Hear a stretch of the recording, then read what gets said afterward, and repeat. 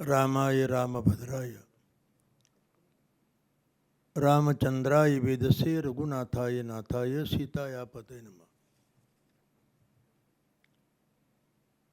मराठी भाषा विभाग, महाराष्ट्र शासन, साहित्य आणि संस्कृती मंडळ, महाराष्ट्र राज्य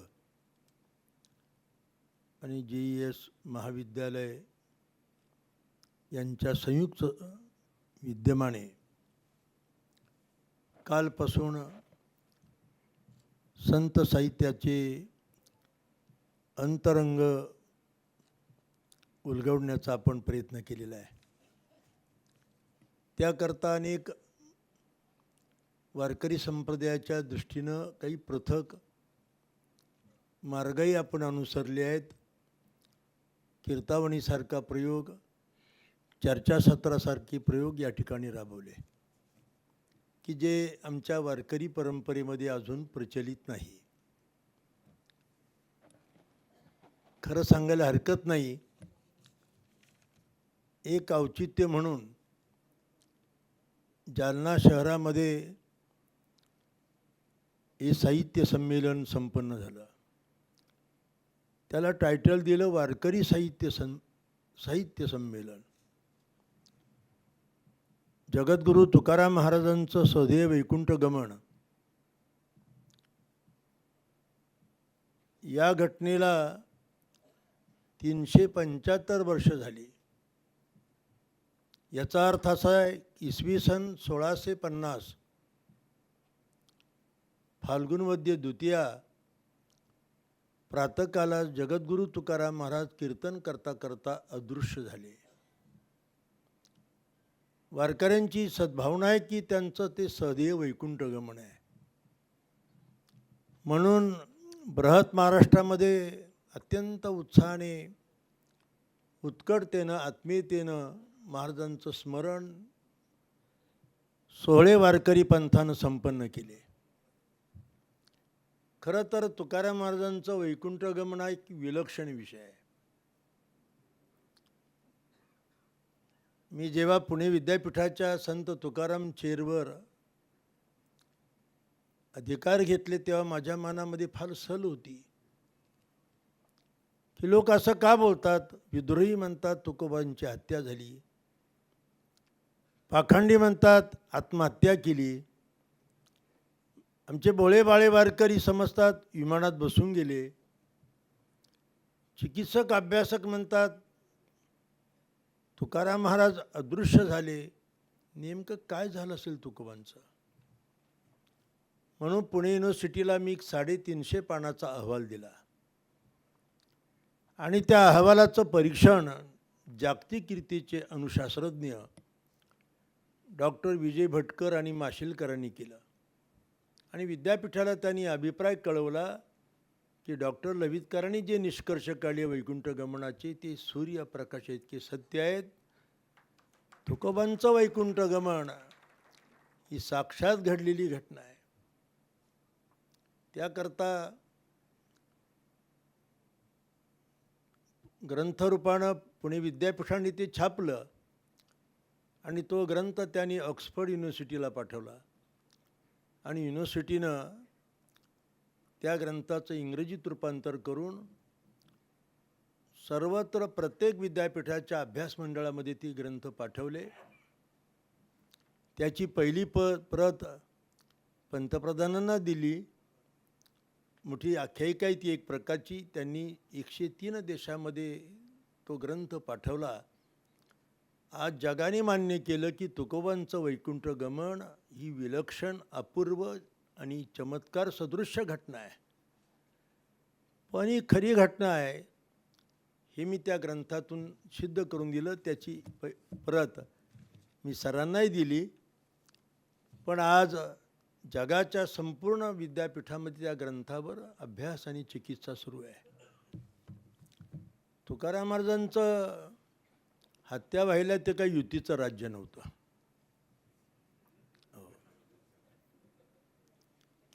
किंवा आघाडीचं राज्य नव्हतं. स्वराज्यामध्ये संत तुकोबांची हत्या होणं कसं शक्य होतं? आणि अशी दुर्घटना जर तुकोबऱ्यांच्या संदर्भात घडली असती तर मला वाटतं या महाराष्ट्रामध्ये खून करणाऱ्याला, हत्या करणाऱ्याला ठेवलं, त्याचे वंशजही ठेवले नसते. तुकोबऱ्यांच्या हत्येची कल्पना ही मूर्खपणाची कल्पना आहे. त्याने आत्महत्या कसं शक्य? तुकोबांचा अभ्यास फार मोठा, पाहिली पुराणे, धांडोळलेली दर्शने. आत्महत्या करणाऱ्या व्यक्तीला सद्गती मिळत नाही, त्याची औषधी कर्मही करू नये असं शास्त्र सांगतं, आमचं धर्मशास्त्र. त्याचे श्राद्ध, तर्पण, पिंडदानादी कर्मही उपयोगाचं नाही. अति त्याही देता जीव नये किंवा देवासी. इतके तुकोबा असुज्ञ नव्हते की त्यांनी आत्महत्या करावी. मग विमानात बसून गेले का? हो, विमानात बसून गेले. कसे गेले? या पुस्तकामध्ये युक्तिप्रयुक्तीनं मी ते सिद्ध केलं आहे. जसे पंतप्रधान नरेंद्रभाई मोदी परराष्ट्रामध्ये दौरे मारतात आणि विमानतळावर त्यांना बोलवायला लोक जातात, आमदार, खासदार, मंत्री, अधिकारी. विमान उड्डाण घ्यायला आलं की ते बाहेर येतात, असं असं करतात ना जातात. तसे महाराज गेले. म्हणे रामेश्वर सकळा पुसोणी, गेला तो विमानी बैसोनी. हा वारकऱ्यांची तीव्र भावना आहे. मी पुरुषोत्तम खेडेकरांना सुद्धा या गोष्टी समजावून दिल्या. त्यांनी त्यांचं बंदच करून टाकलं ते पुढचं. ते वाचायला दिलं त्यांना. हे कसं बोलता तुम्ही या गोष्टी? महाराज अदृश्य झाले ही खरं तर विज्ञानच आहे. तुकोबांचं वैकुंठ गमन हे एक प्रकारचं योग विज्ञान आहे. अष्टांग योगाच्या बलावर योगी जी अवस्था सिद्ध करतो ती अवस्था तुकोबांनी कीर्तनाने सिद्ध केली.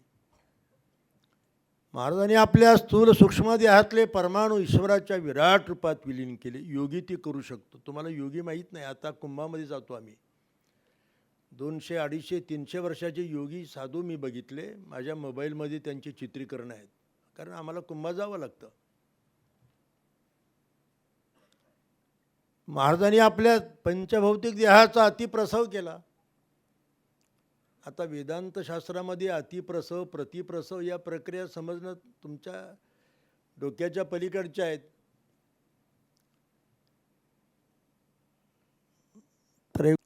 आता वेदांत शास्त्रामध्ये अतिप्रसव, प्रतिप्रसव या प्रक्रिया समजणं तुमच्या डोक्याच्या पलीकडच्या आहेत. प्रेमाचा प्रतिप्रसव केला आणि कीर्तन करता करता दृश्य हे विघटन केलं.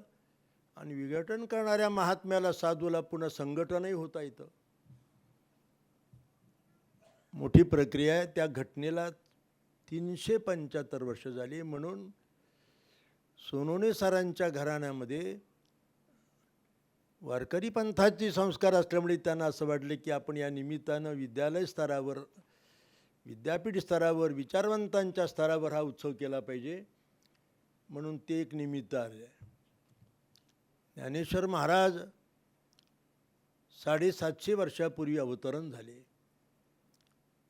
नाही का? निवृत्ती ज्ञानदेव सोपान मुक्ता ही परब्रह्माची रूप. तिन्ही देव जैसे परब्रह्मीचे ठसे. परब्रह्मीचे बरं का, तत्वज्ञानामध्ये ब्रह्म, परब्रह्म अशी संज्ञा आहेत. आज महाराष्ट्रामध्ये 99% आमच्या बुवा बाबांना कागदावर ब्रह्म लिहिता येत नाही. मला ह का हला म हाच माहीत नाही. अष्टाध्यायी पाणिनी व्याकरणामध्ये ब्रह बृहिरुद्धव असं त्याचं सूत्र आहे. आता तुमच्या विद्यालयामध्ये संस्कृत विभाग आहे की नाही मला माहीत नाही, असायला पाहिजे. तुम्हाला ही भारतीय संस्कृती समजून घ्यायची असेल तर ठीक आहे. ब्रह्मनाद ब्रह्म, निर्तिशय व्यापक म्हणजे ब्रह्म, म्हणजे ज्या वस्तूला देश काल वस्तू परिच्छेद नाहीत. सजातीय विजातीय स्वगत भेद नाही अशी परिच्छेद आणि भेदशून्य वस्तू म्हणजे ब्रह्म. आता देश परिच्छेद, काल परिच्छेद, वस्तू परिच्छेद, सजातीय विजातीय स्वगत भेद या प्रक्रिया सांगून वेळ घ्यायचा नाही आपल्याला. व्यापकत्वात ब्रह्म साक्षात भगवान भगैती राणा, ज्याच्या ठिकाणी षडगुण ऐश्वर्य असा ज्ञानेश्वर महाराज 750 वर्षापूर्वी अवतरण झाले. त्या घटनेला 750 वर्ष झाली. नाही का, माझ्या माहितीप्रमाणे इसवी सन 1275 श्रावण वद्य अष्टमीच्या दिवशी आळंदी क्षेत्रामध्ये किंवा आपेगाव क्षेत्रात, आता मतांतर असू शकतात प्रत्येक घटनेला, तसं नामदेवराव महाराजांच्या जन्मस्थळाविषयी मतांतर आहेत विचारवंतामध्ये, अभ्यासकामध्ये, तसा हा प्रकार आहे. आपेगाव की आळंदी ठीक आहे, पण माझे गुरुदेव मामासाहेब आपेगाव आपलं आळंदी सांगायचे, म्हणून आम्हाला आळंदी प्रमाण मानतो. धरी अलंका धरी तोचे अवतार धरी अलंकापुरी. अवतार या पदाचा अर्थ यामध्ये अव आणि तृ अशी दोन पदे, अव उपसर्ग आहे, तृ तर ती धातू आहे, खाली येणं लोककल्याणाकरता. जगदोधारा लागी धरले अवतार, माऊलींचा अवतार. आणि त्याही बरोबर संत नामदेव महाराज बाल भागवत की त्यांच्या संजीवन समाधीचा भाग आहे एक प्रकारचा. नामदेव महाराजांचाही जो समाधी उत्सव आहे, समाधी घेतली त्यांनी इसवी सन 1350 त्याही घटनेला 675 वर्ष झाली. मोठा परिवार नामदेव महाराजांचा. माझ्याकडे एका छात्रानं प्रोफेसरनं डॉक्टरेट केली त्या विषयावर. नारा मादा विठा गोंदा चौघे पुत्र, किंवा गोनाई राजाई दोघी सासू सुना, नामा दामा जाना बापलेक, नारा मादा विठा गोंदा चौघे पुत्र, लाडाई गोडाई यसाई साखराई लिंबाई अहोबाई. जनाबाईसह एवढ्या लोकांनी महाद्वारात जाऊन संजीवन समाधी घेतली. लक्षात ठेवा. त्याही घटनेचं औचित्य महाराष्ट्रभरामध्ये वारकऱ्यांनी संत नामदेव महाराज, संत ज्ञानेश्वर महाराज, संत तुकाराम महाराज यांचा उद्घोष करत प्रचंड भक्तिसंस्कार, ज्ञानसंस्कार समाजाला दिले. संपूर्ण कर्नाटकात, आंध्रात सर्वत्र झाले. आणि तशाच प्रकारचा एकत्र उत्सव मला वाटतं या वारकरी संत संमेलनाच्या निमित्तानं हा ज्ञानभक्तीचा विचार प्रवाह, किंवा ज्याला आपण संमेलन म्हणतो, सर्वांनी विचारवंतांनी एकत्र येऊन जनसामान्यापर्यंत तो विचार पोहोचवणं, ही संमेलन हे फार पूर्वीपासून आहे. संत एकांती बैसले, सर्व सिद्धांत शोधिले, ज्ञानदृष्टी अवलोकिले, सारते काढिली निवडुनी. ठीक आहे, वेळ थोडा होता, कमी वेळामध्ये काही महत्त्वाची या ठिकाणी आर्टिकल प्रयोग राबवले गेले, पण एक मोकळी चर्चा वारकऱ्याची आणि विचारवंतांची होणं आवश्यक होतं. ठीक आहे, पुढे येतील ते प्रसंग, पण मी प्राचार्य गणेशजी अग्निहोत्री सरांचं खरं तर अभिनंदन करतो. असे प्राचार्य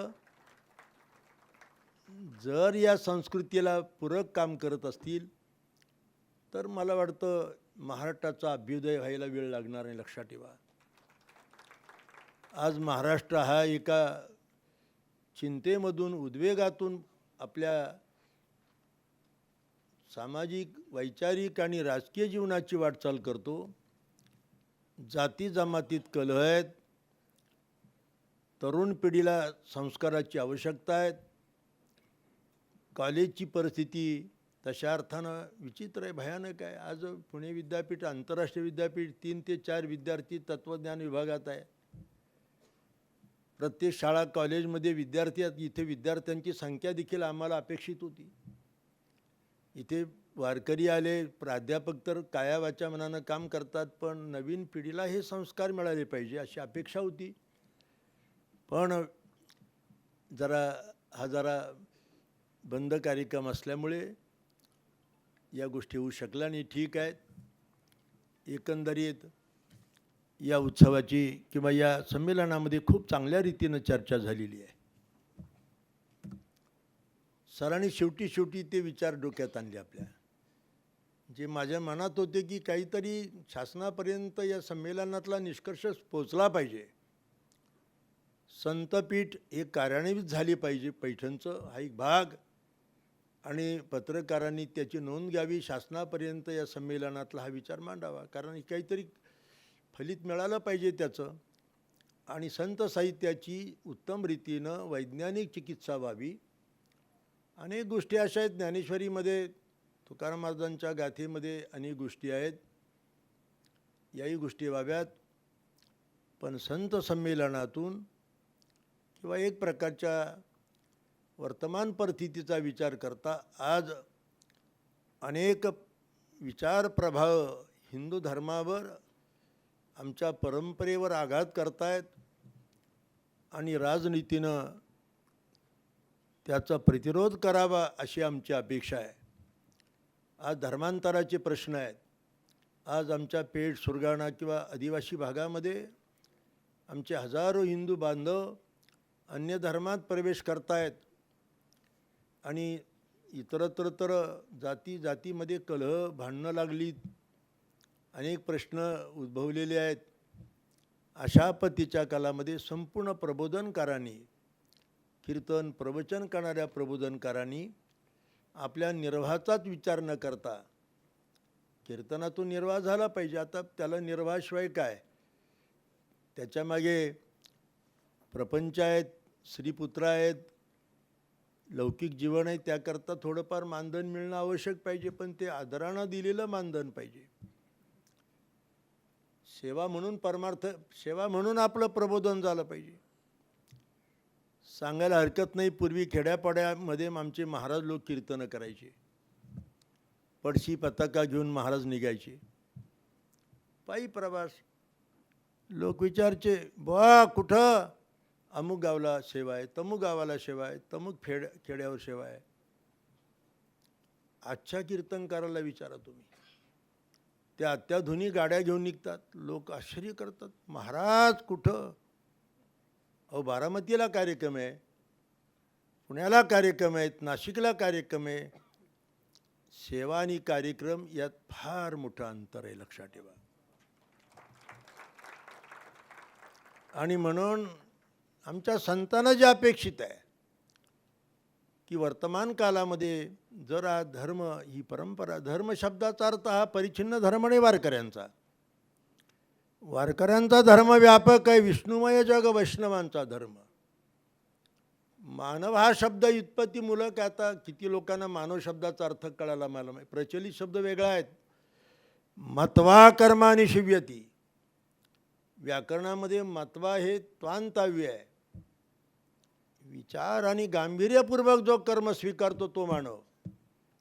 ज्याला पाप कळतं, पुण्य कळतं, उत्तम मध्यम कनिष्ठ कळतं तो मानव. ज्याला पाप कळत नाही, पुण्य कळत नाही, उत्तम मध्यम कनिष्ठ कळत नाही, मनुष्य परी कुत्री ती. डुक्कर, कुत्रे आणि माणसं यात काय फरक आहेत. आणि म्हणून मानवता लोकांमध्ये प्रस्थापित करण्याकरता ही मोठी जबाबदारी आज वारकरी परंपरेवर आहेत.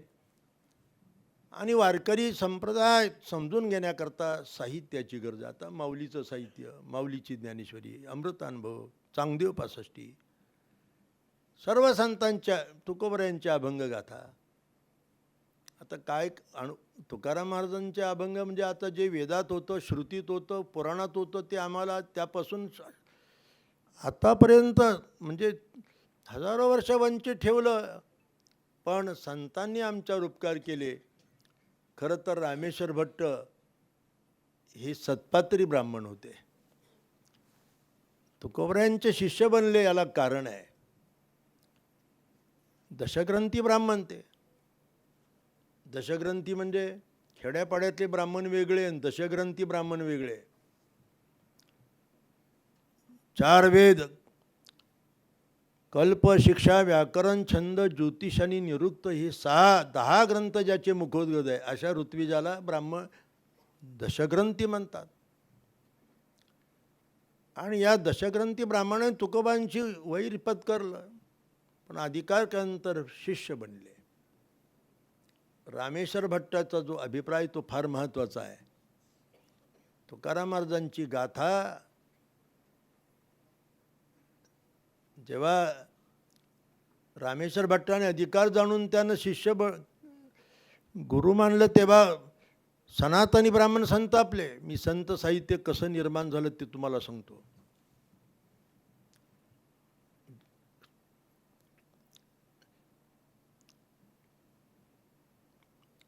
प्रचलित परंपरेमध्ये आपण मध्ययुग मानतो, पण आद्य मराठीचे अध्यात्मशास्त्राचे तत्वज्ञानाचे मूल प्रवर्तक जर कोण असतील तर अंबेजोगाई येथील संत मुकुंदराज स्वामी, नाही का.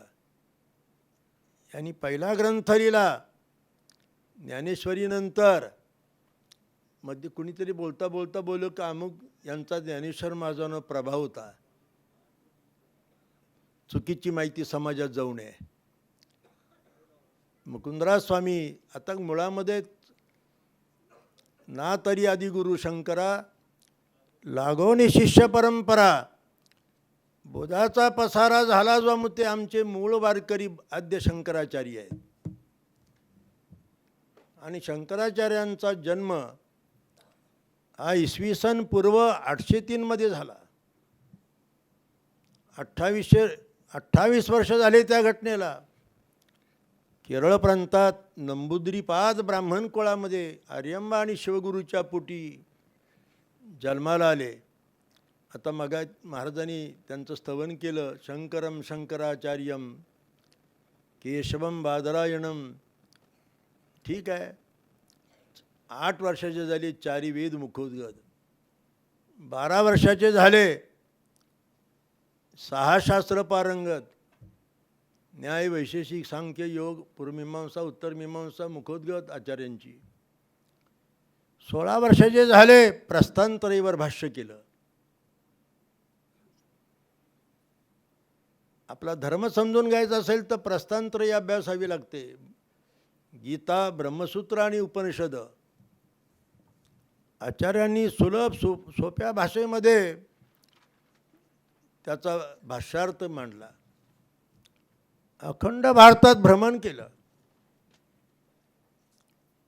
आणि वयाच्या 32व्या वर्षी हिमालयात जाऊन संजीवन समाधी घेतली. एक लक्षात ठेवा, 2 मिनिटं बोलतो मी. सर्वत्र भ्रमण केलं.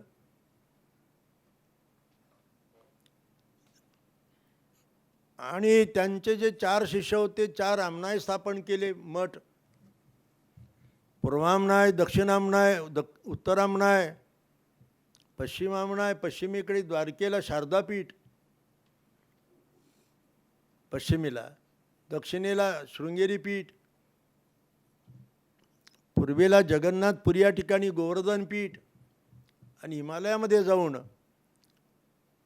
ज्योतिषपीठ स्थापन केलं. त्यांचे 4 प्रमुख शिष्य होते. त्रोटक, पद्मपाद, नाही का, हस्तामलक आणि सुरेश्वर. त्यांना त्या पीठावर आचार्य बनवलं आणि जे शिष्य होते त्यांची वर्गवारी केली. त्यांना दशनाम संन्यासी म्हणतात. शहरामध्ये राहत होते पुरी, डोंगरात राहत होते गिरी. गिरी, पुरी, भारती, वन, आनंद आश्रम, सागर, पर्वत, तीर्थ आणि सरस्वती अशी दशनाम संन्यास परंपरा. आता कुंभामध्ये त्या गोष्टी ती सर्व त्या पद्धतीचे लोक येतात. आणि फिरत फिरत फिरत पंढरीत आले आणि पांडुरंगाच्या मंदिरात जाऊन पांडुरंगाची मूर्ती त्यांनी बघितली आणि आनंदाने बेहोश झाले. आणि आचार्यांच्या मुखातून जे स्तोत्र 8 मंत्र बाहेर पडले त्याच्यात वारकरी पंथाचं मूळ तत्वज्ञान सामावलेलं आहे. सर्व गोष्टी त्या 8 मंत्रात आहे. मी ज्यांच्याकडे काही काल अध्ययन केलं ते वेदशास्त्र संपन्न पांडुरंग शास्त्री आठवले होते बरं काय. स्वाध्याय परिवाराची प्रणेते. त्यांनी मला 8 दिवस ते स्तोत्र 6-6 तास समजून दिलं. आणि म्हणून हा मूळचा वारकरी पंथ, त्याचा अदृष्टात्र दैवत पांडुरंग मोठा विलक्षण देव आहे तो. ती मूर्ती कुणी घडवलेली बसवलेली नाही. माझं संशोधन करताना काही मुलाखती माझ्या ग्रंथात मी नोंदवलेल्या आहे. पंढरपूरच्या एका मूर्तिकाराची मुलाखत आहे, त्याचं वय वर्ष 96 आहे. त्याला मी विचारलं, बाबा मला विठ्ठल मूर्तीबद्दल काही सांगता का? त्यांनी आंबडा फोडला, रडायला लागला जोर आणि काय बोलू, काय सांगू महाराज. पिढ्यानपिढ्या आम्ही लोक पंढरपुरामध्ये राहतो, 4 पिढ्या माझ्या पंढरीत आहेत. देवाच्या मूर्ती मी वयाच्या 18 वर्षापासून घडवतो. रोज 4 वेळेला जाऊन देवाचं दर्शन घेतो. प्रातःकाळा जावं तर मूर्ती बालमूर्ती दिसते, दुपारी नैवेद्याला जावं तर मूर्ती तरुण वाढते, सायंकाळी दर्शन घ्यावं तर मूर्ती वृद्ध दिसते, पुन्हा रात्री शेजारतीला जातो तर मूर्ती शिनलेली थकलेली दिसते, सकाळी जावं पुन्हा बालमूर्ती. आणि महत्त्वाची गोष्ट अशी आहे की त्या मूर्तीच्या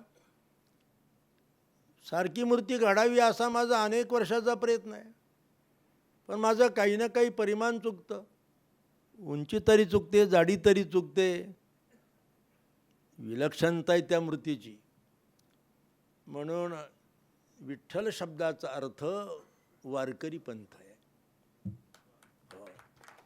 विदा ज्ञानेन ठान शून्यान लाती गृणाती इति विठ्ठलः. अध्यात्मज्ञानी नीतिहीन जो समाज आहे त्याला प्राज्ञ आणि चांगलं बनवण्याचं जो आश्चर्य करतो तो भगवान विठ्ठल आहे.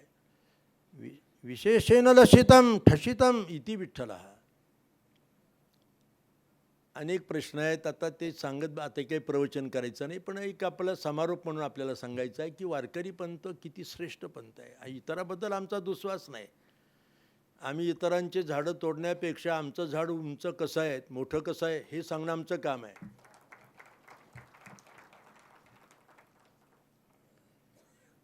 जयकर लायब्ररीमध्ये एका अमेरिकन प्रवाशाचा मी प्रबंध वाचला. इंग्रजीतला निबंध आहे तो अमेरिकन प्रवासी माऊलीच्या पालखी सोहळ्यात पंढरपुरात आला होता. आणि पंढरपुरात आल्यानंतर लाखो लोक या मूर्तीचं दर्शन करतात, असं या मूर्तीत काय आहे म्हणून त्यानं त्या मूर्तीची पाषाण चिकित्सा केली. अतिसूक्ष्म दुर्बीण त्या मूर्तीकडे लावली आणि त्याला जशी दिसली तशी त्याने त्या ग्रंथात नोंदवलेली आहे. तो अमेरिकन प्रवासी म्हणतोय, ही मूर्ती पाहिल्यानंतर या मूर्तीच्या ठिकाणी मला कोट्यावधी चंद्रसूर्याचं तेज प्रकाशमान झालं. ते तेज मी सामर्थ्य पेलावू शकलो नाही, मला मूर्छा आली. महिनाभर माझी मूर्छा उतरली नाही आणि महिनाभरानंतर मला शुद्धी आली. मला जो अनुभव आला होता तेवढाच अनुभव मी या ग्रंथात लिहितो आहे. सामान्य गोष्ट नाही. म्हणून तर या मूर्तीच्या दर्शनाकरता 2-2, 3-3 दिवस लोक बाऱ्या लावतात. काही वेळ लागलं का वारकऱ्यांना? 5 प्रकारची फलं आहेत: ग्रंथीभेद, संशयछेद, कर्मक्षय, मृत्युल्लंघन आणि शोकतरण. आज वारकरी पंथाचं हे मूळ सूत्र आहे, लक्षात ठेवा. अतिसुंदर मूर्ती आहे, तेव्हा ती काळी कुळकुळीत कशी तरी ओबडदोबड दिसते नाही. पुण्यातील एका विद्यार्थ्यानं, मॉडर्न कॉलेजच्या विद्यार्थ्यानं माझ्याकडे डॉक्टरेट केली विठ्ठल मूर्तीचं सौंदर्यशास्त्र या विषयावर. या मूर्तीचं मुखकमल शरदचंद्रासारखं आहे. शरदचंद्र कळले ना? ठीक आहे. जास्वंदीच्या फुलाप्रमाणे आरक्त होत आहेत. डाळिंबासारखे लसलशीत गाल आहे. कंजनेत्र चारुहास्य. संत साहित्यावर बोलणं एवढं सोपं काम नाही. सौभाग्य सुंदरू, लावण्य आगरू, बाप रखमा देरू विठ्ठलू. आणि अशा अपूर्व विलक्षण मूर्तीच्या दर्शनाकरता उन्हाची पावसाची तमा न करता आणि प्रत्येक भक्त भागवत पंढरीला जात असतो, वारी करत असतो. वारी शब्दाचा अर्थ एरझार, शरणागती म्हणजे वारी. वारकरी पंढरपुरात गेले की महाद्वारात जाऊन लोटांगण घालतात. आता लोटांगण घालणारी वारकरी वेगळी आणि डायमंड वेगळे बरं का. त्या डायमंड वारकऱ्यांना वाटतं कपडे खराब झाले तर, लोक हसले तर. पण जे भोळे भाळे निष्ठावंत नेम धर्माचे वारकरी आहेत ते जाऊन तिथे असं लोटांगण घालतात देवाच्या समोर. शरणागती लोटांगण. कान धरून नाचणं. प्रभू क्षमा याचना करणं म्हणजे कान धरणं. प्रपत्ती करणं, शरणागती करणं म्हणजे लोटांगण घालणं. हे वारकरीची मूळ तत्व आहे, लक्षात ठेवा. आज क्वांटिटीनं वाढलाय वारकरी, पण क्वालिटीने पार घसरलाय, लक्षात ठेवा. आम्हाला क्वालिटीचा वारकरी पाहिजे, त्याची गुणवत्ता पाहिजे, त्याची भाव श्रद्धा महत्त्वाचा आहे. आणि संत साहित्याच्या आमचं कीर्तन आता खरं तर एक कीर्तन प्रवचन ही आमची छोटी छोटी खेड्यापाड्यातली संमेलनच आहेत, एक दिवशीय 2-4 दिवसाची. आपण विस्तृत केलं, त्याला काही उत्तम प्रकारचा संयोजन वगैरे गोष्टी केल्यात. पण मला वाटतं असे प्राचार्य मी खूप प्राचार्य बघितले. आता मी अनेक वर्ष संशोधकात काम बघतो, विद्यापीठ स्तरावर काम बघतो. महाराष्ट्रातील सर्व विद्यापीठामध्ये माझे विद्यार्थी आहेत, मला मानणारे लोक आहेत. पण खरं या प्रशासनाला खरं धन्यवाद दिले पाहिजे. असे प्राचार्य आणि असे सोनवणे सर आणि असे आता इथला प्रत्येक प्राध्यापक मला वाटलं त्यांनी संतांची वचनच पाठ करून ठेवली. प्रत्येक जर त्या आधारेच बोलतात. याचा अर्थ वारकरी संप्रदायाचा संस्कार आपल्यावर मोठा आहे आणि तो संस्कार घेऊनच या संमेलनाचं आयोजन झालेलं आहे. खूप बोलण्यासारखे विषय आहेत. सदाचार, सुचारूपणा, सद्वर्तन समाजामध्ये प्रस्थापित व्हावं म्हणून आम्ही प्रयत्न करतो. आमचं कोणाबद्दल दुस्वास नाही, कुठल्या संप्रदायाविषयी, कोणत्या पंथाविषयी वारकऱ्यांनी कधी दुस्वास केला नाही. पण महाराष्ट्र संस्कृती ही वारकऱ्यात आहेत असा आमचा आग्रह आहे.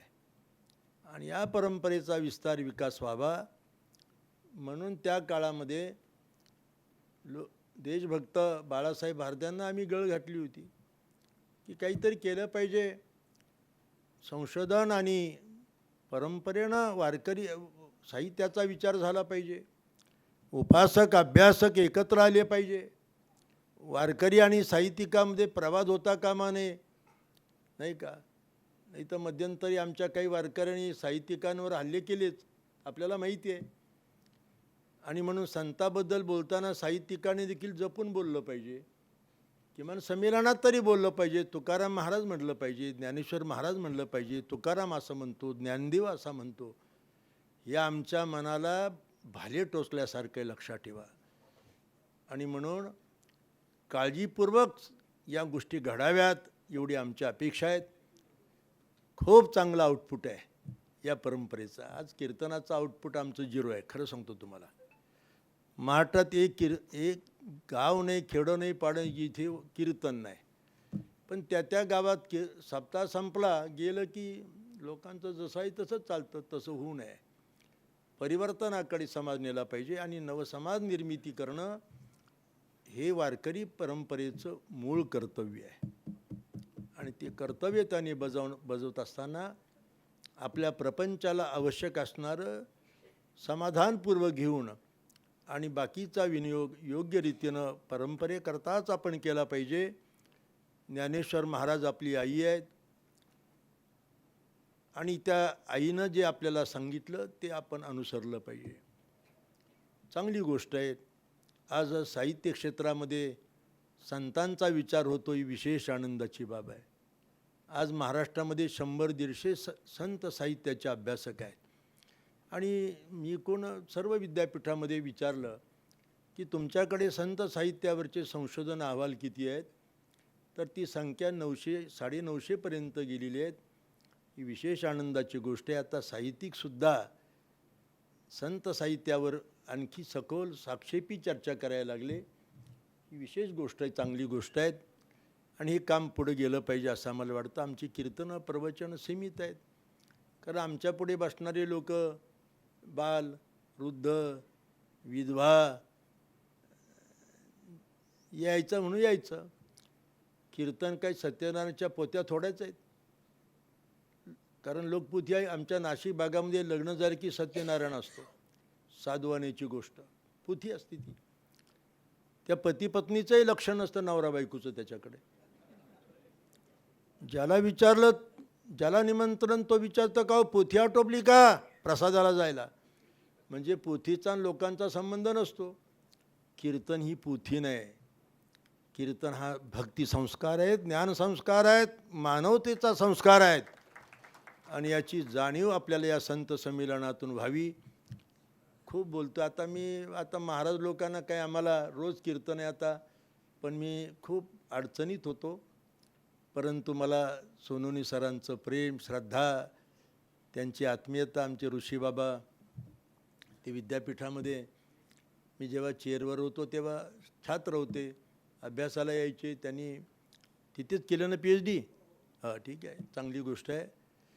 आणि आजही काही आता माझं 75 ओलांडलं आहे मी, पण तरीसुद्धा अभ्यास हा करीत राहिला पाहिजे. कीर्तनकारांनी जबाबदारीपूर्वक या गोष्टी कराव्यात. कीर्तनाकरता तो प्रबुद्ध पाहिजे, आचार विचार संपन्न पाहिजे, नाही का? तर त्या गोष्टी आहेत. कारण आपलं संत साहित्य हे अनुभवाचे आविष्कार आहेत.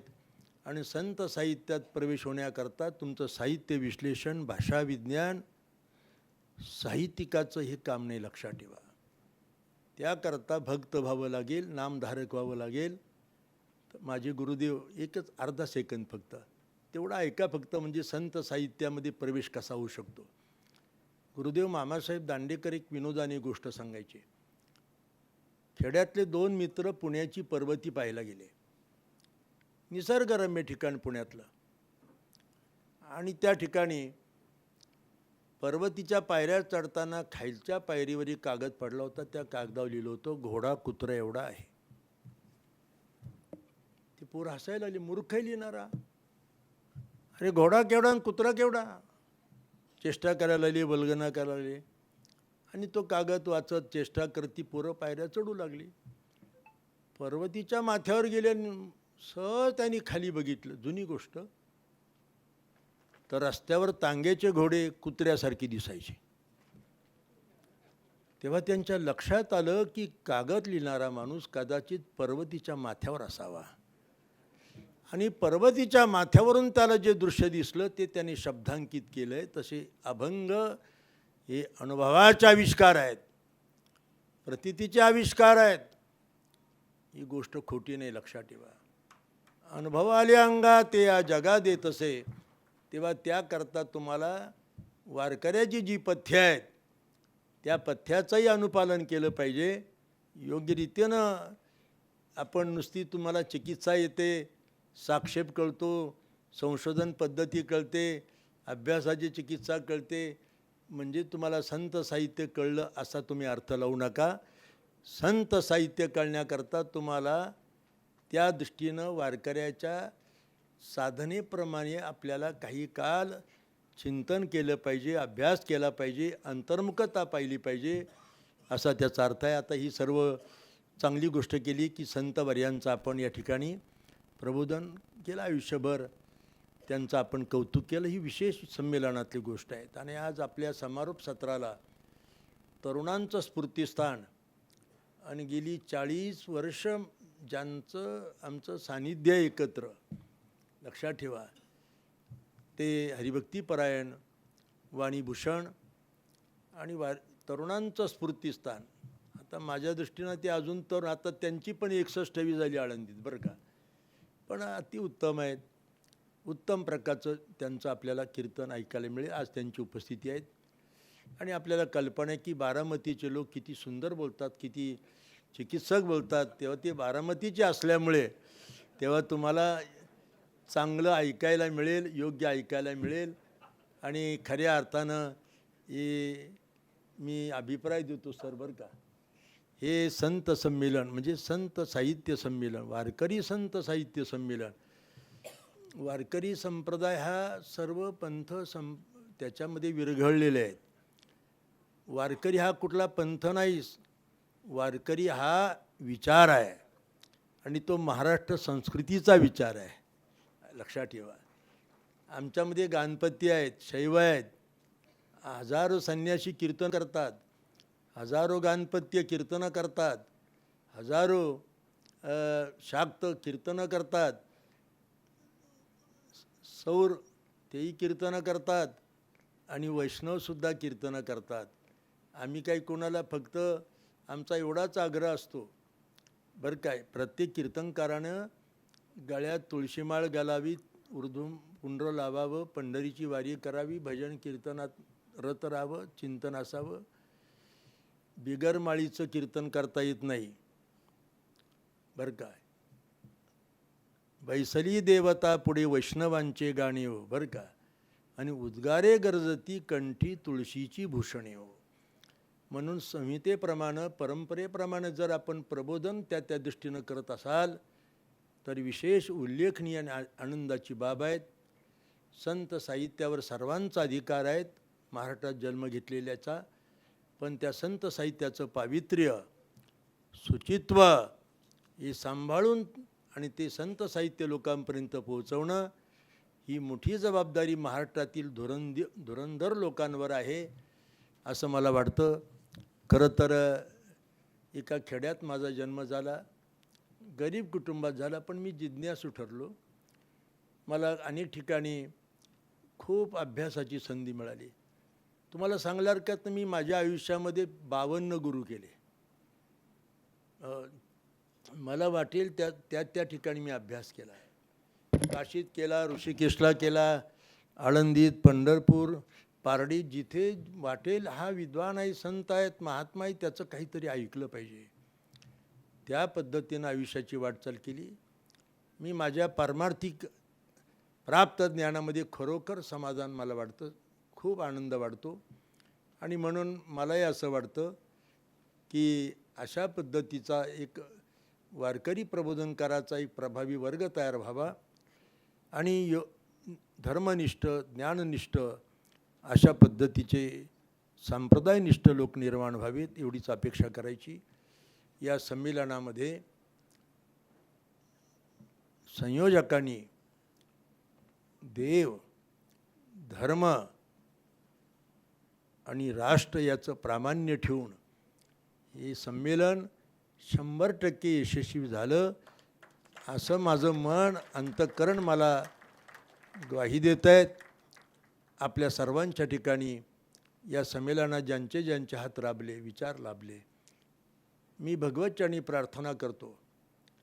आता मी मोठ्या पदावर असल्यामुळे, द्वाराचार्य पदावर असल्यामुळे सर्वांना आशीर्वचन देणं मला काही वेगळं वाटत नाही.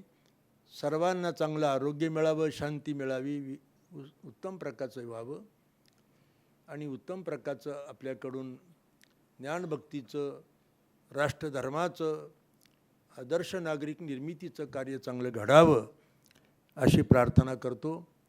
आणि मला संमेलनाचं अध्यक्षपद आपण जे दिलं त्याबद्दल प्राचार्य, प्रशासन, मराठी विभाग आणि संस्कृती मंडळ आणि विशेष करून जरी ते प्रोफेसर असले तरीसुद्धा वारकरी संप्रदायाचे मूलभूत आणि सैद्धांतिक संस्कार ज्यांच्या ठिकाणी आहे असे प्रोफेसर सोनवणे सर आणि त्यांची सर्व टीम सर्व राबत होते, काळजी करत होते.